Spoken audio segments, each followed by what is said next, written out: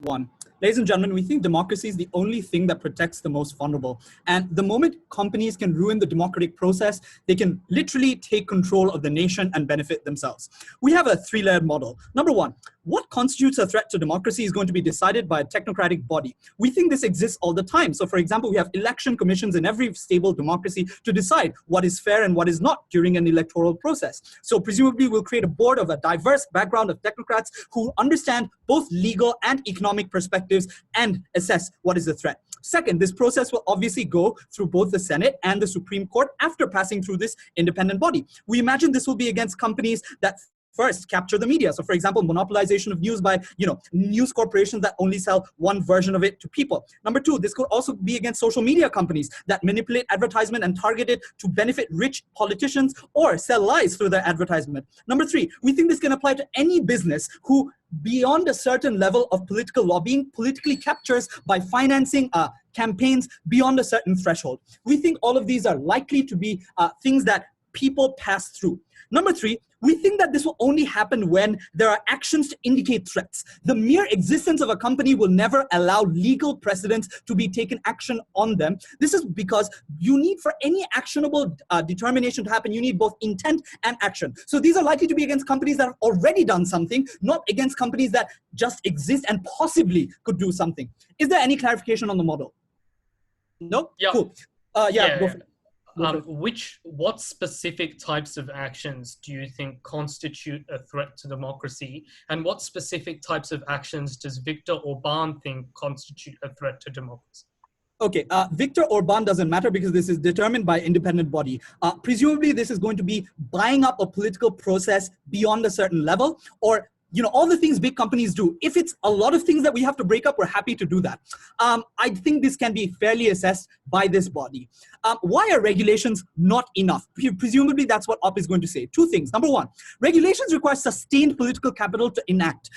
Breaking up, however, is a unique thing that has bipartisan political capital now, especially if you look at foreign countries like Europe who are imposing more pressure on antitrust, or if you look at the United States where both Republicans and Democrats want to break up big companies. So it's a one-time political thing rather than a sustained one. Secondly, if you debate on regulations, you accept the principle that you should do something when democracy is under threat, then the debate becomes about what best solves democracy. We'll defend that breaking up companies is better than regulation. Two things I'll say. Number one, why are democratic rights the most important thing versus anything else in this debate? Number one, everything else, whether it's economic well-being or literally any other facet, is morally neutral. This is because morality is something that we often can't decide ourselves and requires the input of people to decide what is good for them. The other way to do it is, or explain this idea, is what Art said in his World Semis, but I think this will win us the debate in this case, which is choice is the most important thing. And everything in this world that has value is determined by choice. So there is no value in getting good products at cheap rates unless people want good products more than anything else. The fundamental premise of all of that is the fact that people can choose what kind of society they want to create. This is the most important thing. Number two, even if you create economic efficiency in ops world, most of these companies create economic efficiency at the cost of inequality, which means political systems that promote capitalism often means that the capital input gets more reward than the labor input. And that's why profit is hoarded by these companies that often capture politicians that reduce taxes because they can. Often this means that wages are low and a lot of other ways in which economic efficiency comes at the cost of the most vulnerable. To go against that, you either need the direct ability to go against them or you need the knowledge that this is happening through media corporations, neither of which you get. Number three, opposition already agrees that certain things matter less than company rights. Their definition of what matters more is consumers. The problem is consumers are direct interactors with this company. We affect and we make sure that we legislate for indirect actors all the time. That's why we tax companies for externalities, where if they violate the environment, we tax them. For some reason, we don't tax them or we don't create harm onto them the moment they're literally removing the biggest and most fundamental process that exists within society, that is democracy. This is the biggest externality they can create. The framing for these three layers are anything that CG says is a mechanistic extension of this framing being most important. And no mechanism can be more important than this piece of analysis, which is debate winning in and of itself. That's why we're happy to defend this. Second, why do we think this is a good world that we're creating? Number one, we think the most likely outcome is that companies just will stop we don't think we imagine we'll break up many companies. We imagine that companies will change their behavior. This is firstly because their primary objective is profit. The moment you break them up, they're likely to face greater amounts of competition and likely to be smaller and unable to sustain the cross-subsidization that benefits them. So this directly hurts their ability to make money. Secondly, if you notice what big companies do, every risk they take is hedged by their size. So if they fail in one investment, they can hedge it based on cross-subsidization from the size itself. The moment you attack the size, that's where this risk becomes too much to take for these companies, and they're more likely to change their behavior. The impact is when these companies are less involved in the political system, vulnerable actors benefit. I think this is quite intuitive. So we don't actually harm the things that O talks about. We just change the way companies behave. Let's say companies don't change their behavior. And let's say we don't break them up. This is a deadlock that is created within the political system where it's just litigation that's happening. This is the worst case scenario the opposition can defend. We think that process is something that companies severely get hurt by. How is that likely? Number one, the moment this process is happening, it is something that is going to be presented in media. When it's presented in media, it becomes one of the hottest issues these companies have to deal with because they have to continuously face issues either in discussion platforms or in the political process where their reputation is hurt. Why do they care about their reputation more so than anything else? Most big companies require share prices for them to sustain their financing.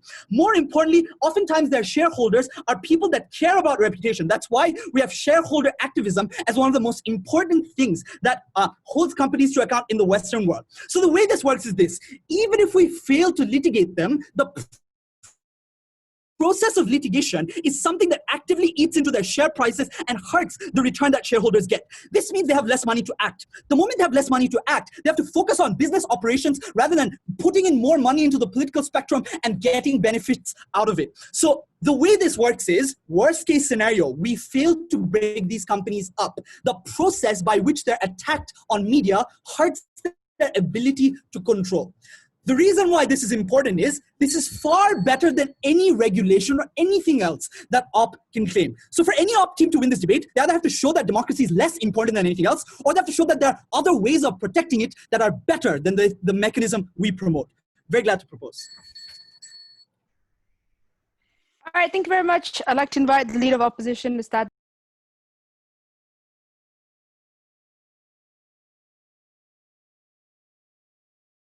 Can you hear me? Try again, Mubarak. Can you hear me properly now? Yeah, I can. Okay.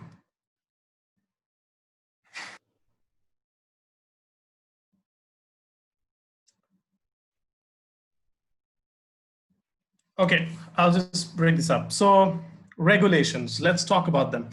They say that you can't have regulations because you need that political capital for a continuous period of time. Actually, that's not true. Political capital increases and decreases over time. All we need is that political capital will exist at different points in time for our policy to be effective. Whereas regulations require that level of political capital to exist all the time, which is a political reality in the first place. The second thing is that it is unclear, firstly, why do we have to oppose regulations in the first place? The question in this debate is more of, what if your regulations that we wholeheartedly support are not enough, and these companies can still be deemed a threat to the democratic process? What do you do at that stage? Because companies continuously find ways to skirt around your regulatory processes, and we have seen this trend all the time. So the question is, what happens when regulatory processes are not enough? And I think opposition cannot run away from having to engage with that unique scenario that essentially exists. But the third thing was, the side opposition says, we will regulate, and then says, but you are not clear in terms of what policies you support, but then also, they don't really give us what these magical regulations look like. So we can't even attack and discuss whether or not those regulations are effective in the first place. And we think that at that point in time, opening opposition must take a loss because they don't have any meaningful regulations apart from the antitrust laws, just given in the info slide, which is simply not clear about how they stop attacks on the democratic process in the first place.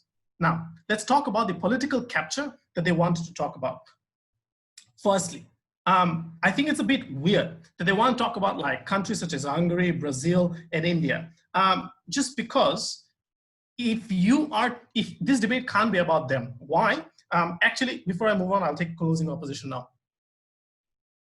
Yeah, so Mubarak, the debate is not about setting new laws that say this is a threat to democracy, then you will be disbanded. The motion is about giving this committee that you're talking about the authority to decide on its own what is a threat to democracy and what isn't. Yeah, and I will talk about that in a bit. So first of all, I think we can give you an idea of what these are likely to look like, but fine, we will go to it. I'll deal with opening opposition first and deal with that POI. So firstly, if we can't talk about Hungary, Brazil, and India, seriously, these countries have significant, like if you're gonna talk about Viktor Orban, he will shut down media companies by charging them with sedition, right? Like you can't really come up and tell us, oh my God, it's gonna go bad in Brazil and therefore we can't do it in other countries, because those countries, if you could talk about those with countries with anti-democratic tendencies of authoritarian leaning leaders, then you can't really have this debate in the first place. But also secondly, it's a bit odd because then they can't also support their amazing regulatory standards in the first place, because if they're going to talk about these kinds of governments in the first place, then these governments are not going to enforce your regulations and are going to let these companies get away willy-nilly with everything. What did we suggest? We suggested a three-pronged model that I think they completely forgot, right? So we said A, independent technocratic forms. Secondly, we will let it go through parliament. Thirdly, we will have to go through courts. What this means is from opening government, maybe Amrit, you won't like this, but we have set up a particularly robust three-pronged system. What we concede out of that is that that probably means that it won't be used at a very regular rate, because all of those three independent institutions have to come together to enforce this. But the point at which that these three different institutions with different motives all unanimously agree that a particular institution is indeed a threat to democracy, we think at that point it's a big question of opposition as to why would it not be, why should you not remove that entity in the first place? But the second thing to note, so the second thing to note is on how this then works, right? So first, in terms of how these companies change in the first place, right? So we recognize that maybe we won't be able to we are not disbanding all the companies and whatever, it's not a drastic policy. What this essentially does is that if there's an extreme situation, that company can be taken out. But the second thing is change in behavior. Now, what did opening opposition come up here and tell us? Opening opposition claimed a vast amount of really ridiculous things, such as somehow investments will decrease and no one will want to go for it because they're so risk averse now, and so on and so forth. Look, the thing here firstly is that if you're looking at these companies, firstly what we would suggest is if these companies are indeed currently behaving in a way where they willy-nilly invest in AI that can meaningfully threaten democracy without actually ensuring that it doesn't, and without actually looking at the pros and cons, and without actually having checks and balances infused within the system, then we're great that they're being slightly more risk averse than they are currently. We think that level of risk, that level of risk aversion needs to be introduced into the system in the first place. We think companies need to be encouraged to behave in more responsible manner in the first place, right? Because we think that is what matters, right? So the second thing to note here is that most likely scenario is that, yes, while we concede that the likelihood of a company being taken out is low, the truth is that even though the risk of you being taken out is very low, the harm of you being taken out is very high, right?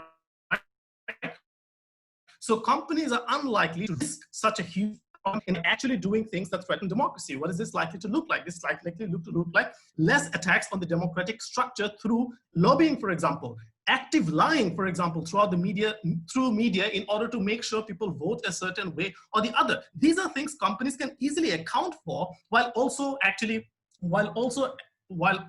investing in a meaningful sense in the first place, right? The second thing to note here is that I think while we on a narrow scope look at consumer welfare, currently the problem is that consumer welfare in the long run gets hurt when democratic processes are meaningfully challenged by these organizations in the first place. Because in the long run, it doesn't matter if the price became lower, if these companies are able to, through their political capture, are able to have such tax breaks that the end of the day, the consumer ends up paying a significantly higher price. But even if it led to some less level of economic dependency, I think the main curse of this is an attack on the fundamental structures of accountability and the expression that people can freely make today. And I think that is a framing that needs to be taken into account. Finally, the whole opposition bench in this debate, I think by the looks of the POI and the LO, are just going to focus on trying to convince you that this process is going to be politicized and therefore there's no real way about doing this. I think what they need to do is deal with the realistic mechanism that we have actually given in this debate and deal with the fact that this is a very good model and deal with that best case that we have set up in this debate. Otherwise, opposition can't get away in this debate. All right, thank you very much. To conclude opening. Give me 1 second. Sorry, 1 second. Let me mute myself on the Discord. Can you hear me? Yep. Okay.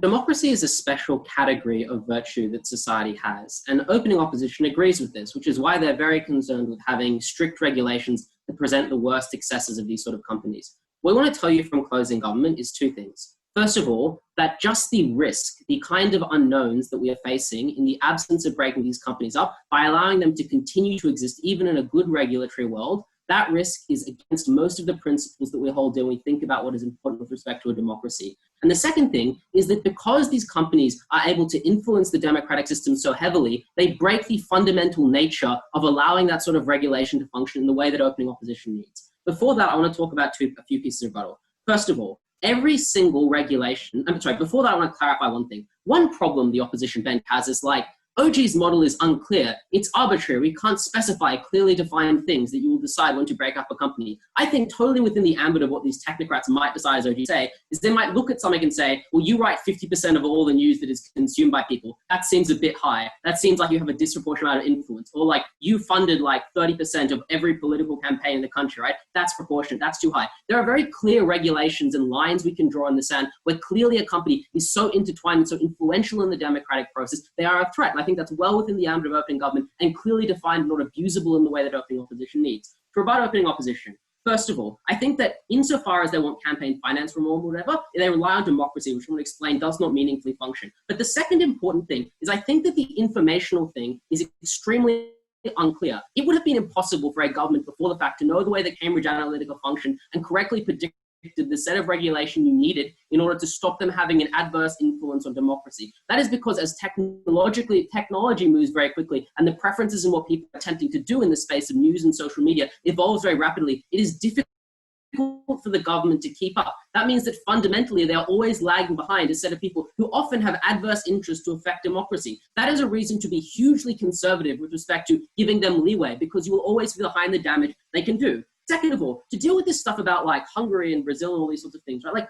I think they just don't say words that make sense at times, right? Like, India does not get to break up Coca-Cola insofar as they're not like an Indian listed company. Viktor Orban may well break up George Soros's charity, not a business, relatively independent of what they do to like financial institutions. Remember that most of the companies we're talking about that have this sort of like media monopoly are centered in the West or like countries like the US, for example, or insofar as there are ones that are domestically politically viable. I don't think it is true there exists like large scale opposition media in broken democracies that are allowed to function in the way that would be required for most of the opposition. Okay, substantive. Why do we need to break up democracy, or break up these things, and why can democracy not correct? I think that democracy is a special corrective mechanism. It is the thing that allows us to regulate not just these businesses, but every category of bad action that might come from the private sphere. So if there is even a small risk that we corrupt that process, make it incapable of responding to the challenges that it faces, that is a catastrophic harm. And in particular, if we corrupt that process, we remove the core functionality that citizens have to improve the state of the world. And it's very sacred to try and protect that preference representing process.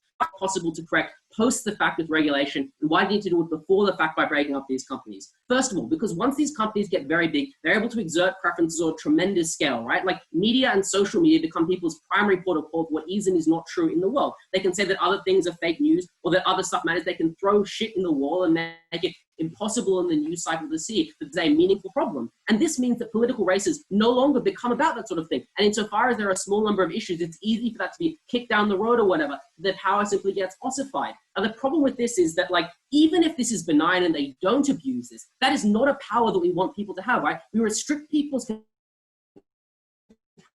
capacity to donate too much to campaign. The second thing is that democracy has lots of problems, right? There are pressure points, things like the electoral college, things like the fact that certain seats might have disproportionate power. Now, big companies are able to disproportionately lever pressure on those pressure points and therefore get excess in capacity to influence the democratic system. That is why you cannot rely on regulation, right? Because even if like 50% plus one of the population agrees with you in theory, they're able to pick the specific points where it does not function in order to be able to get the result that they want. That's why there needs to be a competition, a plurality of these people who don't reach that critical mass of being the one source of truth insofar as that race. Third thing is that there's bad actors, right? Insofar as some politicians are willing to let bad actors get away with shit because they want the money or financing, that is exactly the set of people they appeal to. There's a bad selection effect insofar as long as these people exist, every bit of leeway that they get will install worse actors in the government who then are less likely to fix the problems going forward in the future. So this is another reason why you can't rely on regulation. Even if political capital is variable, you can't rely on it because systematically, every time you fuck up, you induce a bigger structural barrier to the system's capacity to fight back. The last thing I want to talk about is foreign actors. Insofar as very often these companies are global, they often care about the preferences of countries like China or Russia or any country because they operate in a multitude of locations. That means that by allowing these companies to have excess capacity to influence the democratic system, they import to a democracy the preferences of foreign actors in a way that is A, invisible to most citizens, and B, often directly against the intentions and will of that nation. Now, even if you think they do not do this or are benign, think about how crazy it would need to be to allow the risk, even if it's like a 10 or a 20% risk to the democratic system, that this kind of pressure can be levied and exerted by these sort of companies. And it's very realistic, like big tech companies like Google want to get into the Chinese market. They're willing to censor things that we see on the news. That sort of pressure is a realistic thing, and there needs to be a multitude of people who are willing to call out stuff because they're not access that market. Picking up corporations like Facebook due to ambiguous and politicized threats to democracy is the real threat to democratic process. This is because they're more susceptible to the kind of foreign interference that you say once they're broken up, rather than when they're self-regulating in the status quo. No, but the problem is not every single media company that exists, if you break it up, will just be like doing whatever China's doing, right? Because in a marketplace where there are many different competitors, presumably some of those people will sell themselves or they'll point out the problems of their competitors where they're giving up to foreign agencies. There's an incentive to point out those points of contention exactly when there is competition, not when there is only one player. The second thing very quickly is self-regulation. It is not size alone that decides the threat to democracy. It is the choices that these companies make. For example, Facebook, by choosing not to place stronger restrictions on fake news, acts as a stronger risk to democracy because they're not willing to cut out bad or misleading information. Now, that is a financial decision they make. They could do this and take a financial call, but they're not willing to do this because they can levy so much on the political system that this is not a real risk to them. But if the risk exists of being broken up, they're more likely to choose effective mechanisms of self-regulation, even if they don't get broken up, such that they do not put pressure on exactly the sorts of thing democracy is a special category of thing to protect. And no opposition team is going to be able to point out a sufficiently robust mechanism to protect against the threats that we identified. All right, thank you very much. To start the CEO case, I'd like to invite the member of opposition. Thank you. Just 1 second.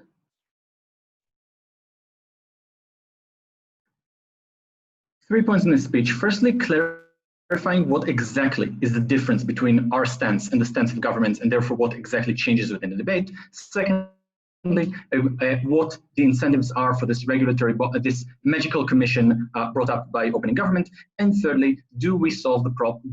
If they actually break apart the right people, do they actually solve the problem? That's 4 points of rebuttal. One, CG says, democracy is the same logic. Life is also a really important value. Therefore, you should probably arrest people before they commit murder, just on the assumption they might. Why is this such a ludicrous idea? because obviously the things these companies provide is also something that is an essential value in society. As we see, they provide jobs to people, we see that they provide economic prosperity and the ability for people to maintain themselves and so on. Therefore, the way to adjudicate this is according to actions, not according to the intentions, as assessed, by the way, by an undemocratically elected committee, which is OG's mechanism.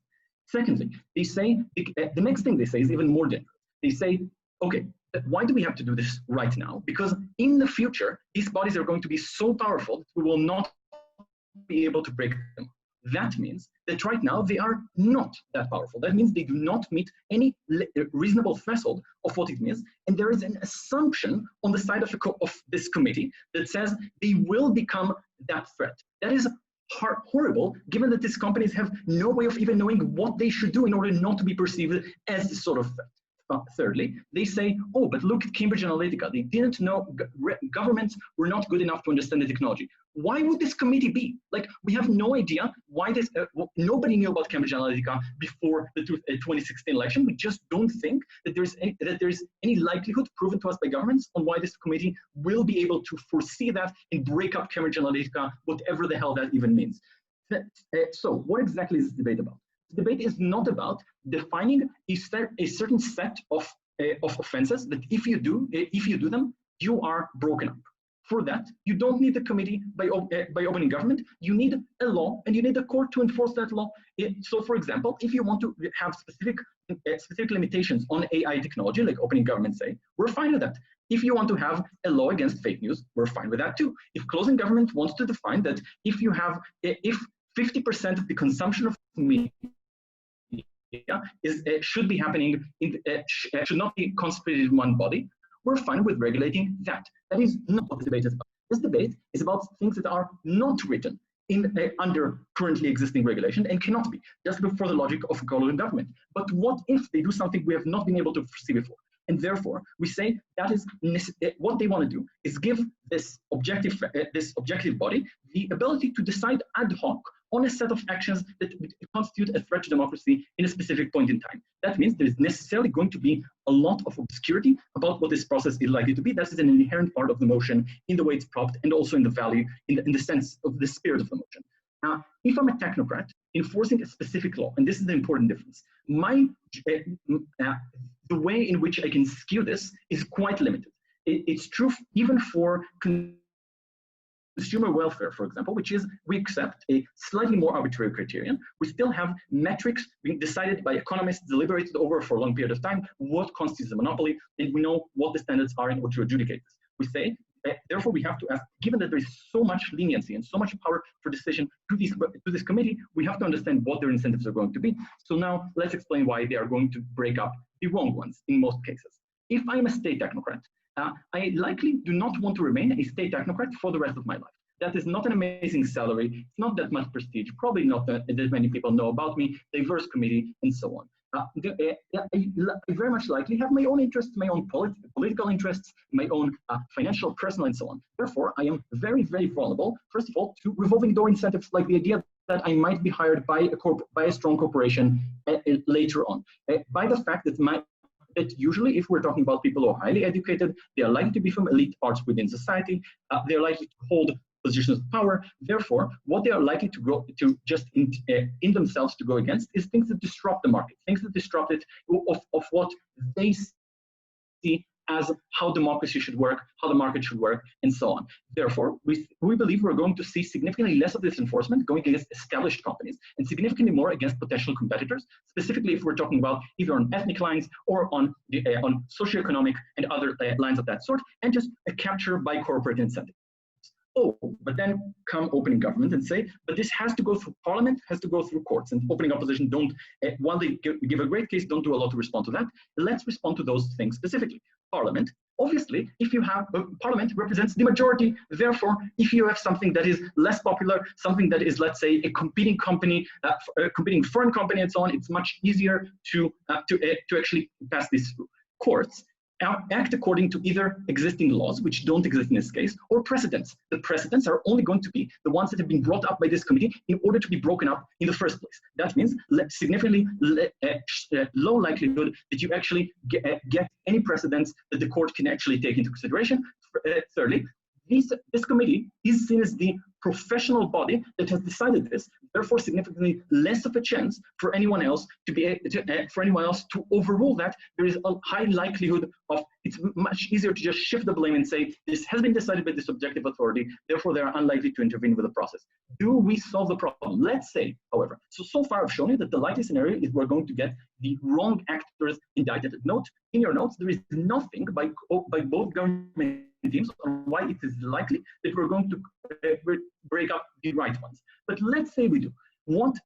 Does this actually solve the problem? So there are two lines of argumentation here from you say, we're not actually going to break them up, they're going to change their behavior because it's such a huge threat. And here's exactly the problem. They don't know what there's a change incentives and corruption that's likely to go on there, which is don't think they're able to do that. Secondly, they say, but the size is what allows them to take risks. We just don't know why that's true, specifically in what the hell does the risk have to do with influencing or threatening democracy? We say, if your problem is fake news, we're likely to have more of these companies. If we're talking about political power, then let's say we've broken up one big bank into 5 small banks. All these banks still have the same incentive for example, good regulations on the financial sector. We think they are able to cartelize and use their power, leveraging power together. Again, we have not solved the actual problem. We don't think this works. Even if it works, it doesn't achieve the purpose. All right, thank you very much. To close the Gov case, I'd like to invite the Gov whip. Yeah.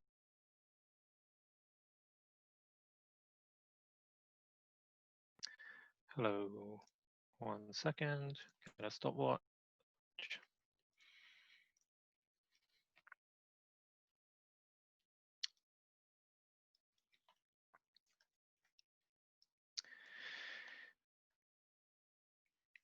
Okay, 3 things: closing up, opening up the democratic process. So closing up. Now, a lot of their stuff is kind of responsive or assertive. So many of the things I say about opening up in our case are also responses to them. But a few things flag. The first thing they say are, we don't arrest who do prophylactic harm. We do it all the time. We arrest people because we suspect them to be terrorists. If someone is walking towards me with a knife, even if they're not within range, it's perfectly legitimate for me to take defensive, evasive action. They've given us no actual principled argument to suggest that we can't do this, so we think it is fine. Secondly, as we pointed out, and they model bash later, we think the committee is probably well placed to decide what would constitute a particularly bad prophylactic action that we need to stop. Thirdly, I think this isn't necessarily the bigger harm as they say it is, because the whole point of our model is that by telling companies in advance, if you do this, we will do this, what they do is not get slapped with breakups. What is most likely to happen is that companies just change their behavior in advance of being broken up in ways that are beneficial for us. Secondly, they say it's unfair because you don't know what is bad. Again, more model bashing. We likely will have standards, as we suggested, as indeed we do with all of the other things. I think their next argument, they're like, oh, but it's just easy to know what constitutes a monopoly because economics is easy and politics is hard. It's just like, what? Why? Like, read the info slide. There's no reason given why being able to understand price efficiency, or like, at what point is something inefficient, good, efficient? Like, how do we weigh up the different efficiencies across different sectors of the market? Like, all of this is just complex stuff that bureaucrats have to weigh up and decide all the time already. No reason why this is going to be a uniquely bad and difficult one to do, except for the political capture stuff, which was the same as OO. Anyway, they say that, like, we can just legislate this stuff again. That misses the point of what John said, which is it's difficult to legislate forward-thinkingly because we don't know, particularly with like emerging technology like Cambridge Analytica, we don't know what we're supposed to be regulating until after after it's happened, which creates problems of A, it's already happened, so the damage is done. B, you can't usually enforce this stuff retroactively. So we just say, all right, we've banned Cambridge Analytica, everything's done. But no, it's not done because the harm is already caused and you haven't actually fixed the problem. The next stuff about what if they're really bad is just the same as opening up. The incentive analysis for bureaucrats is the same with if they're breaking companies up for economic evils as well. The model bash is boring. I can't be bothered to deal with it that much more because it honestly is the same as what opening up has said. Suffice to say, if we cannot make any reasonable standards in this, we can't use courts, we can't use laws, then all gov teams lose this debate forever. I think that's unfair on us and also OO. on OG. Next, on opening opposition. Two broad parts to their case. Firstly, economic harms. 4 responses. Number one, this was broadly unweighed beyond their internal logic of assuming that we have no political effects. They just said some economic harms will happen. That's bad. No weighing against democratic stuff. Secondly, true of other regulations. Things like volatility, things like incentive shocks are just true of any kind of regulation they put in. The only reason they gave us why breakups were uniquely bad was because breakups are bigger. But note that the 5th reason Katie gave was, but breaking up doesn't even work when you try and do these companies because they're still like have connections as a network effect. So you can't actually stop them doing anything bad. So it's either one of the two. Either these companies are like destroyed, so it's uniquely bad price volatility, or they're not, so it's fine. So either way, their case doesn't really work. The next thing I think is just silly, as John points out. Obviously, there's huge amounts of investment. Our policy isn't going to be so robust that, well, you can use computers to rig elections, so all computer companies are banned. That would make no sense. We also think the economic harms are going to be made massively worse when you gut the ability to hold other antitrust lawsuits in the future, which was John's extension. Next, on political capture of regulations, again,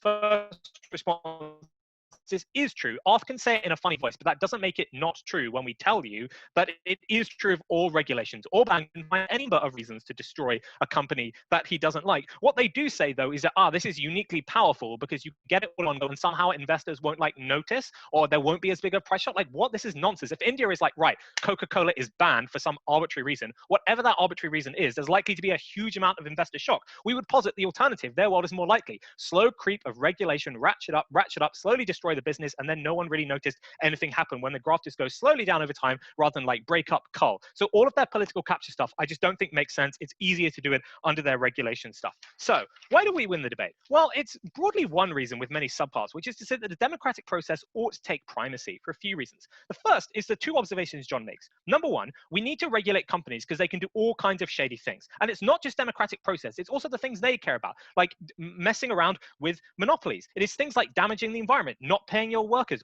All of these things are harms that companies have profit incentives to do.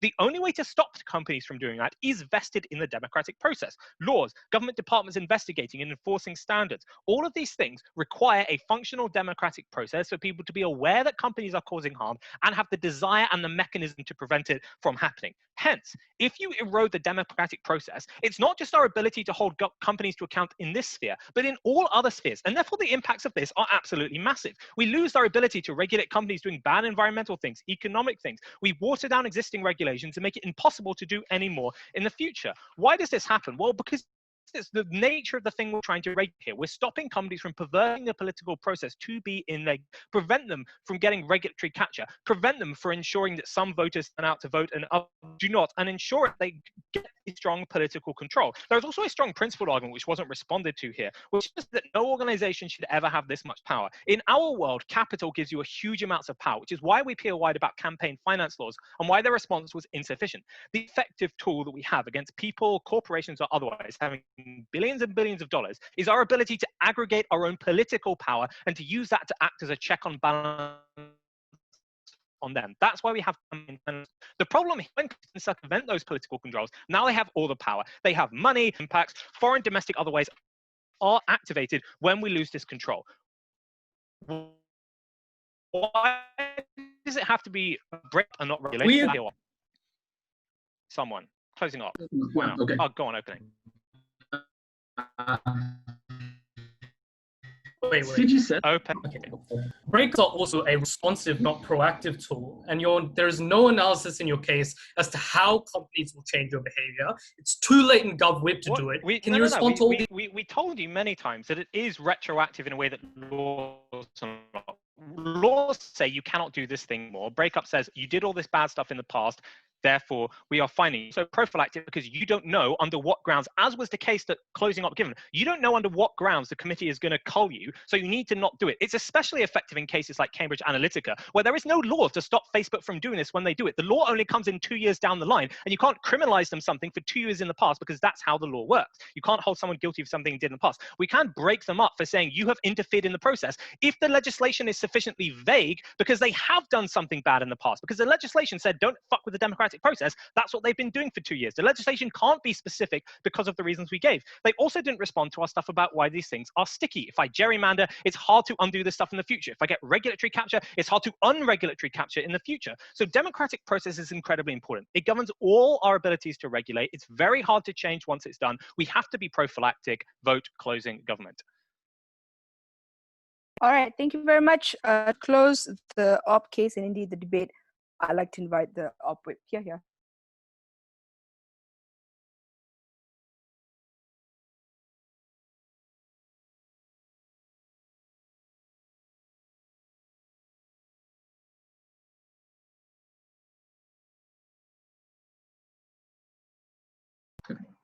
Okay. Is mine. No. Good. Starting in 3, 2, 1. To the regulation, and we will talk about before that a few points. 1, they told us that we always arrest people before they commit a crime. No, we don't. When we arrest a person having a knife, it is because carrying a knife is illegal. If carrying a knife is not illegal, he should not be arrested as well. Please note this, we have created a law specifying what a person can and cannot do, and we have stopped when they violated the law. This is the same here. Then they said, oh, but this is deciding for antitrust law is just as arbitrary. No, it's not. Knowing what that consumers want price to go down and more competition is the core assumption that everyone knows it.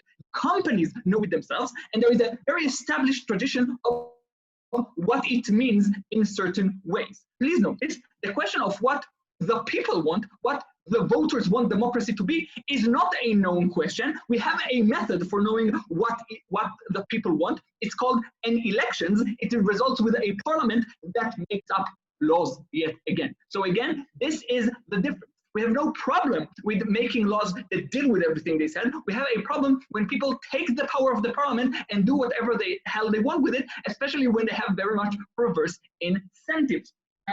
Which gets us exactly to closing government final remarks when they say, oh, but you've never shown us the difference. It's like any other regulator. It's like any other regulatory capture. No, it is not. We have given several reasons why it is not. A, they have a lot more power.